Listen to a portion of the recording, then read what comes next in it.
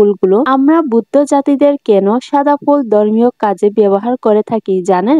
ঋতুপালার বদলে হেমন্তের শেষে চলে এসেছে শীত, এই যেন নতুন এক অনুভূতি। হ্যালো এভরিওয়ান, আকন সুগরি খবরে সবাইকে নমস্কার এবং আসসালামু আলাইকুম। শীতের সকাল মানে ঠান্ডা কুয়াশা, শীতল বাতাস, তার সাথে মোরগের ডাকে ঘুম থেকে ওঠা। আজকে আমি সকাল বেলায় ঘুম থেকে উঠে চলে এলাম ফুল তোলার জন্য। ফুলগুলো প্রতিদিন সকালে ধর্মীয় কাজে ব্যবহার করা হয়, বিশেষ করে সাদা ফুলগুলো। আমরা বুদ্ধ জাতিদের কেন সাদা ফুল ধর্মীয় কাজে ব্যবহার করে থাকি জানেন? এর কারণ হচ্ছে আমরা যেন পরের জন্মে সাদা ফুলের মতো সুন্দর, পবিত্র মন এবং অহংকারহীন হয়। সেটা হচ্ছে আমাদের গৌতম বুদ্ধের একটা বাণী। যাই হোক, এই সকাল সকাল ঝুড়ি নিয়ে যাচ্ছি কিছু সবজি তোলার জন্য। এই সবজিগুলো আমার চোখেই পড়ে নাই, আজকে হঠাৎ চোখে পড়লো এই সবজিগুলো। আসলে এই সবজিগুলো খাওয়ার উপযোগীর বাহিরে চলে গেছে, এগুলো ছোট থাকতে নিতে হয়। আমি এগুলো নাগাল পাচ্ছিলাম না, সেজন্য লতা টেনে টেনে ছিঁড়তেছিলাম। তার মধ্যে আমার সাথে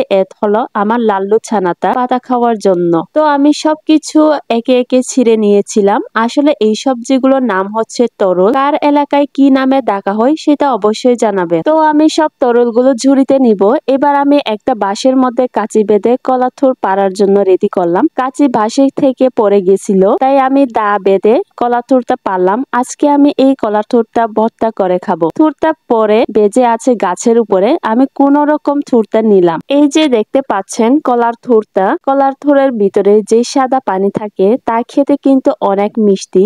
আপনারা কি কখনো খেয়েছেন? আর খেয়ে থাকলে অবশ্যই কমেন্টে জানাবেন। আমিও কয়েকটা ছিঁড়ে ছিঁড়ে খাচ্ছিলাম। এই যে দেখেন কত সকালে উঠেছি, এখনো পর্যন্ত কলা পাতায় কুয়াশা জমে আছে। তো আমার এই সকাল বেলায় দুইটা সবজি রেডি, একটা হচ্ছে কলার থোর আর একটা হচ্ছে তরুল। তো এইগুলো নিয়ে বাড়িতে চলে যাব। এর মধ্যে আমার আরেকটা কাজ বাকি রয়ে গেছে। এই যে দেখতে পাচ্ছেন দুইটা সিলিন্ডার, হাঁসের জন্য করা টিউবওয়েলটা নষ্ট হয়ে গেছিল। আমি একাই আজকে টিউবওয়েলটা রিপেয়ার করব। দেখেন টিউবওয়েলের নিচে কতগুলো হাঁসের মল। আমাকে প্রতিদিন এই টিউবওয়েলটা পরিষ্কার করতে হয়, তাই টিউবওয়েলটা ঠিক করার আগে এগুলো একটু পরিষ্কার করে নিব। এবার টিউবওয়েলের সব নাটগুলো খুলে ফেলবো। নাটবলের অনেক মরিচে ধরেছিল, তাই অনেক কষ্ট করে খুলতে হয়েছে নাটবলগুলো। এই যে দেখেন টিউবওয়েলটা আমার খোলা শেষ। একটা লেদার টিউবওয়েলের ভেতরে আটকে ছিল, সে কারণে পানি উঠতেছিল না। এই লেদারটি আটকে ছিল, যার কারণে টোটালি পানি উপরে উঠতেছিল না। আমি এখন এটা লাগিয়ে দিচ্ছি, তবে একটু টাইট করে লাগাতে হবে। এটা যেহেতু পেচ সিস্টেম,